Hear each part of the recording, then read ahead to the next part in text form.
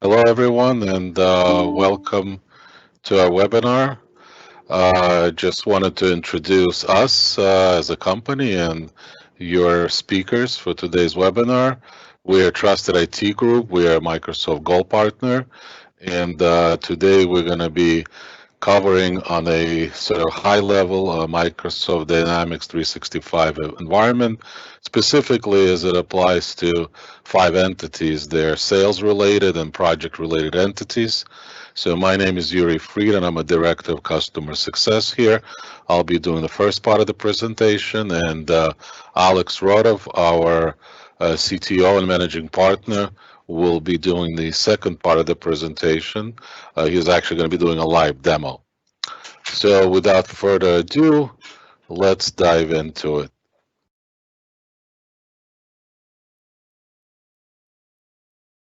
So as I said, Microsoft, as far as the environment, what are the challenges? We're sort of faced today with a very disconnected, siloed environment. CRM as a standalone. There's a lot of activity on the social networks that a sales team needs to be aware of and use to their advantage. And also, there are a lot of productivity tools that are sitting out there probably in your Office 365 toolbox. Now, what the Dynamics 365 environment allows you to do is bring all those together into nice cohesive form or application. So now they're no longer sitting in as siloed, they're all connected, and when you layer AI on it, and we're able to really produce the information that is needed for the sales force to act on in a timely manner, so they can prospect, engage with their customers, be more productive, and therefore producing greater results. Um, and so it does create quite a bit of business value. And of course, Dynamics 365 for sales is at the heart of it. As well, you build your relationships, you sell smarter, boost the productivity, and they overall accelerate the sales performance. Now, why Dynamics 365? It is purpose built. Okay, it is very much of a role-based solution. Uh, it's very productive, meaning it actually increases productivity because there's a lot of contextual information that's on the sales fingertips that they can actually act on, and it's very actionable. A lot of intelligence driven by AI, and so therefore it will let you know what you need to do at any given moment, what are the tasks are, what the activities are, emails, marketing activities. It's all kind of brought to you in a very sort of unified, comprehensive way. And of course, it's adaptable because it grows as the organization grows. It's very flexible. Now, as I said again, we are really going to be focusing today on the sales portion and the project portion of the ecosystem, but Microsoft Dynamics is so much more than that, and we are planning to have follow-up webinars that will dive deeper and sort of expand on the overall Dynamics solution, which spans across the whole enterprise, from supply chain management to financial management to operations, and actually a huge part of it is reporting and analytics. So, and then, of course, it's a part of it sits in Azure, very secure network, and Power BI is one of the tools that is used to produce the business intelligence analytics. Flow, you could use Microsoft Flow to manage the process, and of course, the multitude of Power Apps that are out there for any vertical or any type of applications that you may require in the future. Uh, Again, as I said, we're going to be focusing on just the specific area of dynamics, and I kind of put this slide together just to show you. On the left, these are some of the apps that are actually available out of the box. Right when you get them, there are many more in the marketplace. Now, we're going to be focusing on a highlighted items, the project service and a sales hub. So, and specifically on these entities, which is contacts, accounts, leads, opportunities, and projects. Okay, so when it comes to contacts, these are such as some of the static screenshots, but Alex will get into the actual live demo of the environment. And contacts would be anything, any type of list that are generating via marketing activities, whether it's manual entries when you meet people face to face, or your sales folks engage with people face to face, or it's the CSV file imports or the API integration. And then, of course, contacts will ultimately need to be associated with accounts. And once you have the contact and account, and they become active, they become leads, qualified leads, which again, based on your individual sales process, this is an example, maybe progress from new to in progress to connected. Then once they qualify, they actually become opportunities, or unfortunately, some will be unqualified.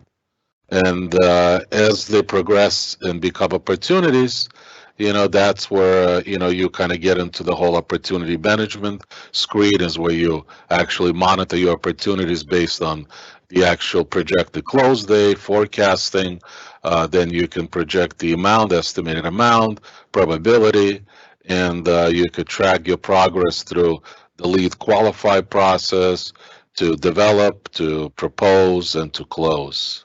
So these are essentially all the entities that we're going to be focusing on. Of course, after you win the business, we go into the last but not the least is the project section of it, is when you actually deliver service, and this is where you can manage your resources, tasks, scheduling, time management, and status of the project that you're delivering to your customers.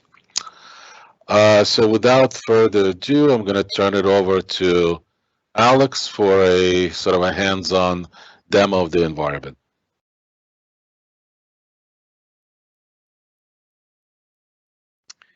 Thanks, Yuri. I think you can mute your microphone now. Thanks, Yuri, for the intro. And that was really good. And I do want to thank everybody for joining us today. We're now at the approaching last stretch before the end of the year, and happy holidays, Merry Christmas, and Happy New Year for everybody here. For those who are watching us live, and for those who are going to watch us recorded, again, thanks for watching the video. So what I'm going to start here with is just make sure that this whole thing is correctly presenting. All right. I think we're live now.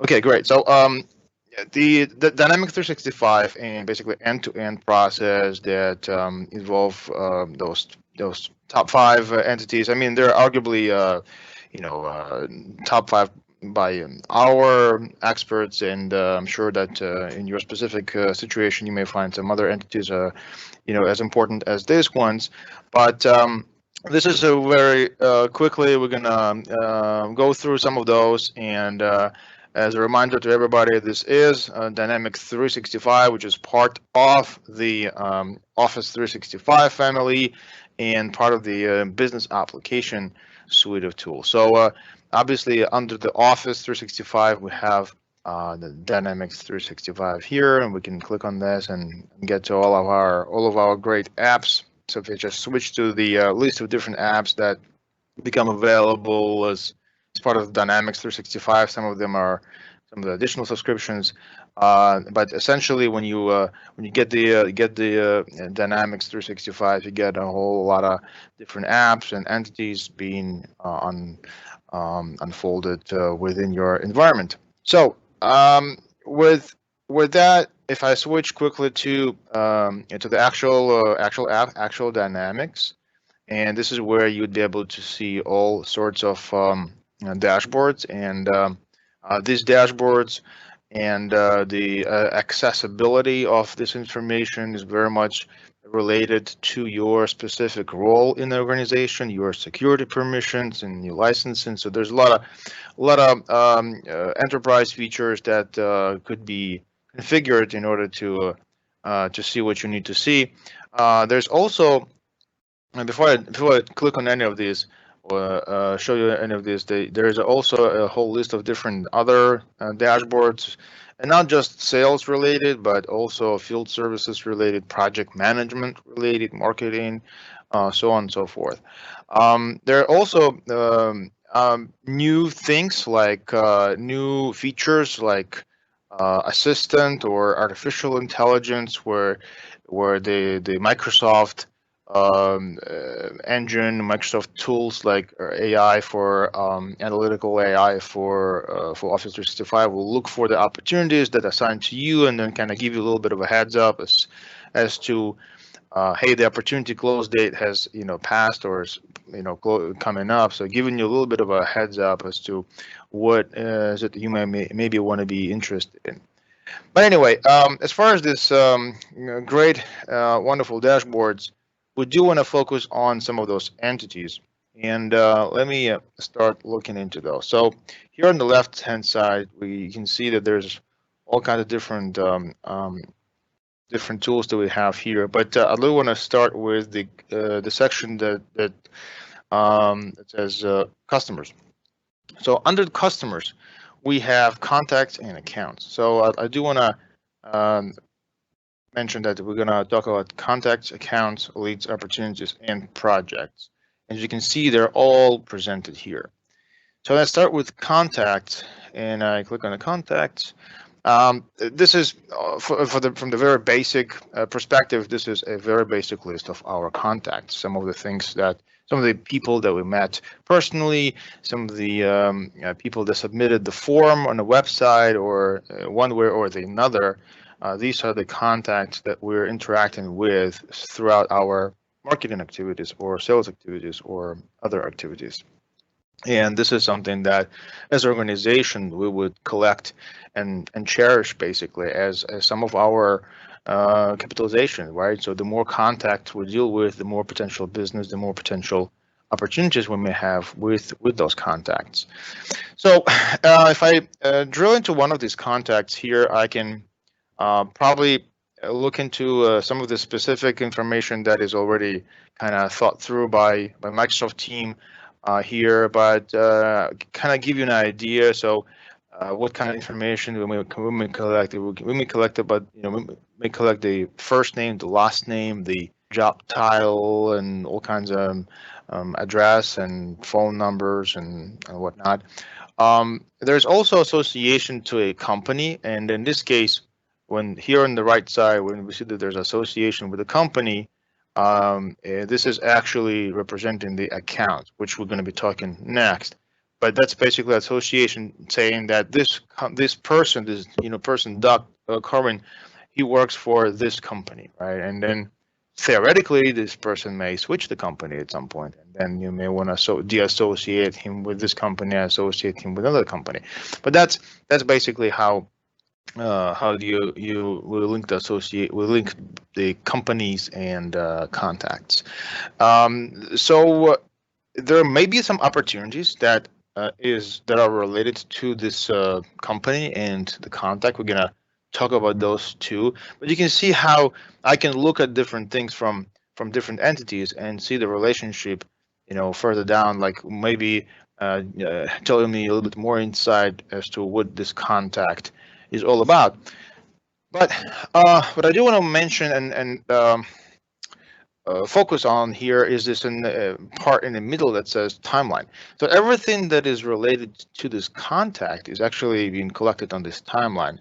Every email we sent to this contact, every marketing campaign we distributed to this contact, maybe we sent him some specific information, or we sent him or her some marketing materials, or there's some business contracts related to this contact. So we'll be able to see all the information in this timeline, and you can also very simply make some notes or create some additional activities that would also inevitably land on that timeline. So that's kind of very interesting to very useful for anyone researching a specific contact to see what kind of activities happened with that contact.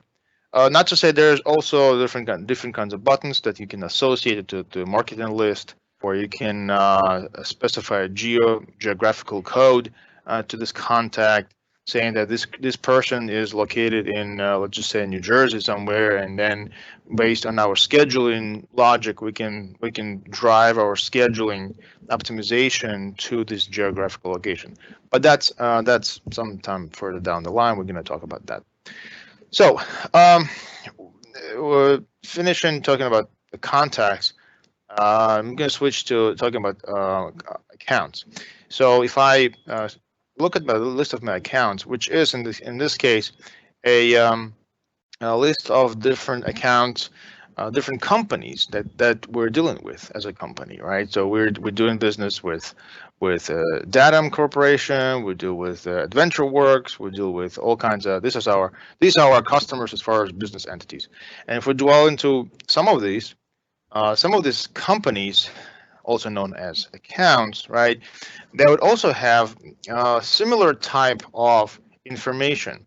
So you see in the middle, there's a timeline with all sorts of different activities that happened to that account, or actually to those contacts that are associated with this account. So there are a few people that would deal with this company.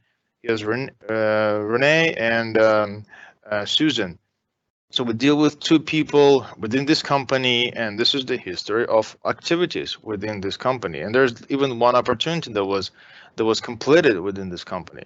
So I can, if I am the account manager, from the account management perspective, it becomes a very useful tool for me to get very quick insight, and a lot of times very detailed insight as to what happened, what kind of relationship we had with this account, with this company, and will tell us what deals we had with this company, will give us the annual revenue about this account, will give us the number of employees, and all kinds of different additional information.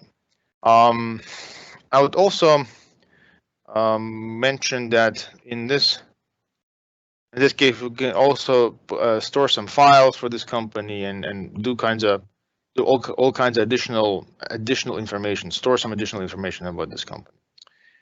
All right, so that was contacts, people, right, in accounts or companies, businesses that we deal with, and then when I do want to talk a little bit more about the leads and opportunities. So I click on my leads here, and within my leads, it's basically where the marketing activities would produce some results and say, hey, I want some of the customers, some of the contacts within my accounts, they're looking for some specific solution, and that would become a lead. That would become a lead in this case. In your situation, you may have a lead that would be a result of someone submitting a form on a website, or someone placing a call to your sales team and say, hey, I'd like to request such and such. That becomes a lead. So when I open one of these leads, and they would have also, again, very similar structure, and you can see that there is also a workflow, a process which would collect and walk through these leads and drive them through this process, and trying to understand whether it's a viable opportunity or not a viable opportunity. And then basically the options here would be, first of all, to store all the lead information and maybe put some stakeholders and competitors, and again, the timeline is here as well. You can track your emails going back and forth, to and from that contact that would be related to that lead. And specifically, this specific workflow is going to require for lead to be qualified. And this is this specific configuration that we have here. In your situation, the qualification may be determined by something else, maybe triggered by some specific event in your situation. Here in this situation, we're simply going to ask our sales team to click on this button to say qualify. As soon as the lead is becoming qualified, the lead is becoming an opportunity. So in order for lead to become an opportunity, it's going to ask me for these two questions. First of all, it's going to say, well, if this is the lead, then I need to have an account that is associated to this lead. So I'm going to say this is the company that is associated, that I'm going to associate this lead to, and the contact. So I'm going to select this two, click on continue, and now this lead, see this lead here when it says lead, when it's going to finish processing, basically this is going to say that it turned this lead into an opportunity. So now all my forthcoming stages of this workflow become unlocked, basically, and at this point I can drive the process forward. So now I have viable, qualified opportunity in hand, and I can keep working. All the history of my lead communication just been carried over to that opportunity. So I would not lose any of the historical knowledge or institutional knowledge that was related to this lead. More so, if I go back to my account, so there's account association. If I go back to my account, I'll be able to see, and now I'm looking at this from the account management perspective, from which I may have actually multiple opportunities within the same lead. So here's where I would be able to see that I have more opportunities created. Right? If I go back here and go back to my opportunity, I may want to basically go through the stages that were determined by my sales process here, by our sales process. And now within our sales process, we would like to do certain things. We would like to state the customer need. We may make this mandatory in order to move from stage to stage, and this is also configurable, and it's based on your permissions and so on and so forth. So we can collect some additional information, mark certain tasks as complete, and move through the stages. And as long as we move through the stages, let's just say I'm gonna need to have all of these things completed and then move to the next stage. Now we have completed our proposal, we proposed, and here in this stage, I may want to say we're going to go ahead and finish this opportunity and close it, right? And I can either click on finish here, or I can basically say close as one, right? And as soon as I click on close as one, this opportunity is going to be one, and I can convert this to a work order. There's a lot of different outcomes of this, but we wanted to also remember this is the entity number 4, and we still need to get to the entity number 5, which is project. So we have closed the opportunity. We now have the project sort of sold, right? But now we would like to create the project. So what we can do now from here, we can actually accept opportunity and create project. So we can have some of these additional steps that would automatically the topic was some interest in our products, right? And now basically what I just did, I said, you know what, I'd like to create a project that is going to be based on this opportunity, because this is closed project, closed job. I want to look at the project. I want to see how it looks like. So some interest in our product sample. So I'm going to look at my list of projects here. Look at all the projects. So Alex, this is almost like a service delivery, right? So we've closed the opportunity, meaning let's say it was an electric company and they're building a substation. So now you can create one or multitude of projects to deliver that to the customer, right, as a service. That is exactly right. So basically, the process is showing me that we have the process of working with prospects, with opportunities. As soon as those opportunities materialize and close as one, we can automatically create projects where we can start creating schedule. So here's the project information where we can start creating schedules. We can also use some of the templates and pre-create some of the items, some of the tasks within those schedules based on our templates, right? We may have an opportunity of different types.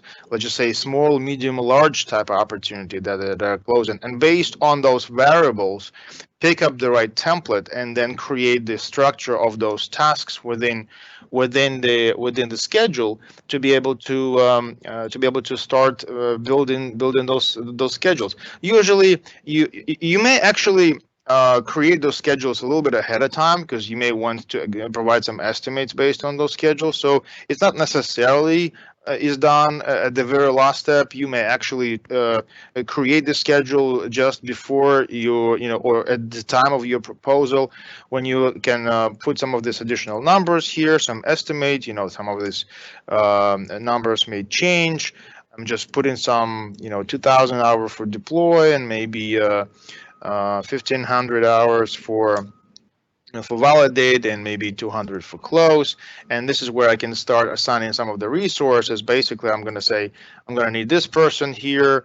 I'm going to have one project manager here, and I can start planning, doing my project management process within the same environment, basically, within my Dynamics environment, without leaving the tool, right? And in this case, I can also do some tracking as to track the effort and track the cost of the project.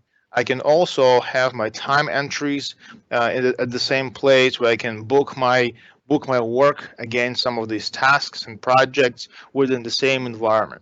And what's more important from the project management perspective, and we've been doing project management consulting work for a very long time, and what I'm showing you now is the same module within the same environment where we have the resource scheduling. So when we have all of these projects, just refresh this here because I just got a new project created, and this line item just showed up here as a result of my project's creation, as a result of opportunity close, and now I do have this resource requirement listed here, and I can fulfill this resource requirement as part of my resource planning exercise by putting this resource requirement on the shoulders of one of these project managers here.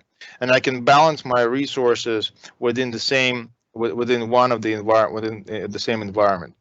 So I know that we are in a sense running out of time. We allocated only 30 minutes to this webinar, but I do wanna thank you for joining us, and I'm reverting back to Yuri here.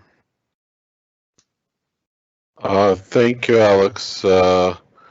Just again, I think as I said, we've sort of set out to cover only a small portion of the Dynamics environment, and the plan is to have more of these in the near future, where we can dive into different areas or dive deeper into each entity. There's a lot to be covered when it comes to security, governance, and many other sort of aspects of Dynamics 365. What we're going to do is we're going to send out a feedback email, if you don't mind responding to that, because we'd like to know how we are doing and what we can improve on. And you can reply directly to that with any questions that you may have, something very specific to your individual environment.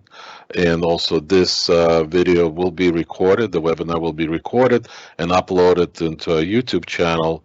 And we will also let you know the links to the YouTube channel in that same email that we're going to send out. Please subscribe, and because we do post a lot of material on our YouTube channel, a lot of tips and tricks. Keep it very active, and again, happy and safe holidays to everyone, and we'll see you soon. Thank you. Thank you, everybody. Bye-bye.